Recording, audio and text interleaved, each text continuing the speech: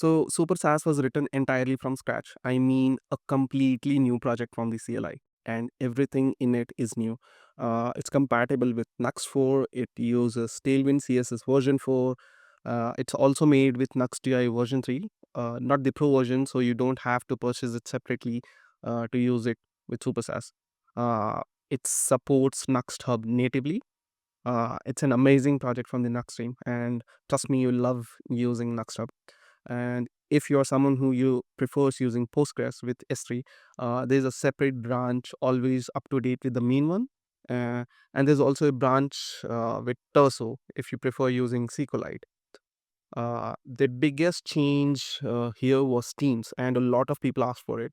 And it took a lot of effort and multiple iterations to make it work perfectly uh, with all the edge cases. And trust me, there are a lot of edge cases when it comes to working with Teams. And I have handled almost every single one of them. Uh, Another major update was making Super SaaS fully type safe. I mean, completely end-to-end type safety, including the database schema, the components, the UI, the utilities, the API.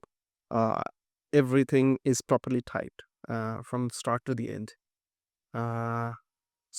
Enough talk. Let's take a look at the new version of Super SaaS.